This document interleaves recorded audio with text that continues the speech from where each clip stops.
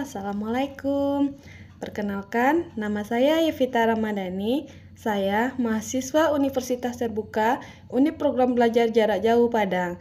Hari ini saya akan mempresentasikan proses lahirnya Pancasila. Yuk, sama-sama kita bahas. Proses lahirnya Pancasila. Yang pertama adalah BPUPK atau Badan Penyelidik Usaha-Usaha Persiapan Kemerdekaan. BPUPKI dibentuk oleh Jepang sebagai pemenuhan janji untuk memberikan kemerdekaan kepada Indonesia dan juga sebagai upaya menarik simpati rakyat Indonesia di tengah kekalahan Jepang dalam Perang Dunia Kedua. BPUPKI diresmikan pada tanggal 29 April 1945 dengan Ketua Dr. Rajiman Widyoningrat. Sidang BPUPK. Sidang pertama dilaksanakan pada tanggal 29 Mei sampai dengan 1 Juni 1945. Fokus utamanya adalah pembahasan mengenai dasar negara. Pidato ini disampaikan oleh Muhammad Yamin, Mr. Supomo, dan Insinyur Soekarno yang memperkenalkan konsep-konsep awal dasar negara.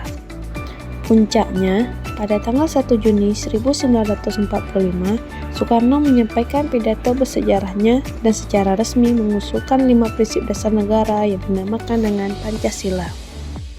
Nah, tanggal inilah yang ditetapkan sebagai hari lahir Pancasila.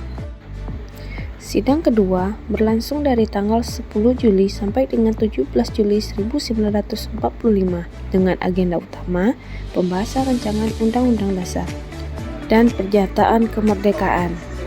Ini menjadi langkah krusial menuju proklamasi. Yang kedua adalah Piagam Jakarta.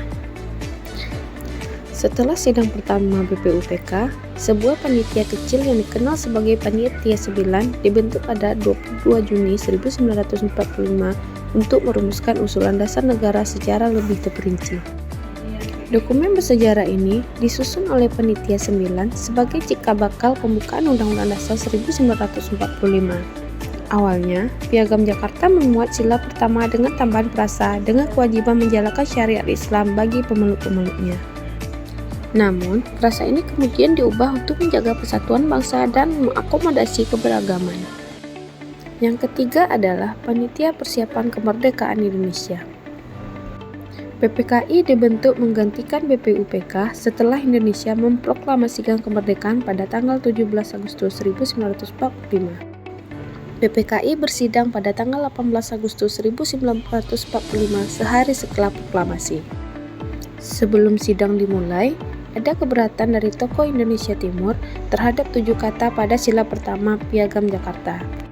Mereka khawatir frasa tersebut dapat menimbulkan perpecahan.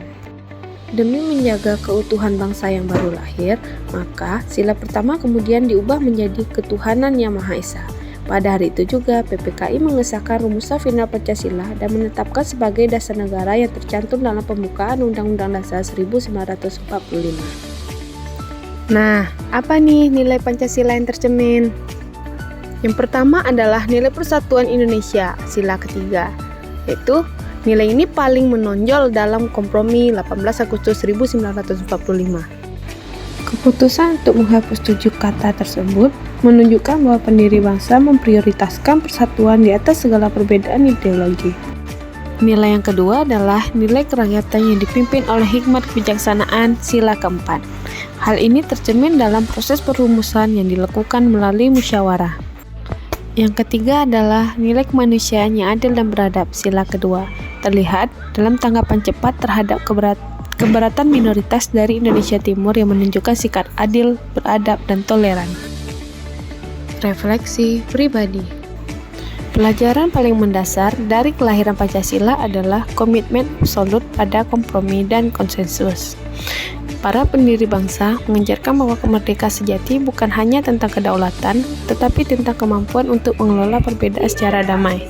Mereka berhasil membuktikan bahwa kita bisa mencapai persatuan dalam keberagaman hanya jika ada kesediaan untuk mengorbankan keinginan ideal pribadi demi kesepakatan yang realistis untuk semua. Relevansi bagi generasi muda saat ini. Yang pertama adalah generasi muda harus meneladani semangat kompromi PPKI dengan aktif mencari titik temu dalam diskusi dan menghindari narasi kami melawan mereka yang dipertajam oleh media sosial.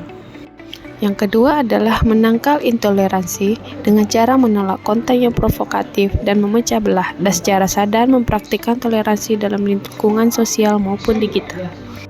Nah, proses lahirnya Pancasila dikutip dari berbagai sumber referensi. Sekian presentasi dari saya. Mohon maaf apabila ada kekurangan. Saya akhiri dengan Assalamualaikum warahmatullahi wabarakatuh.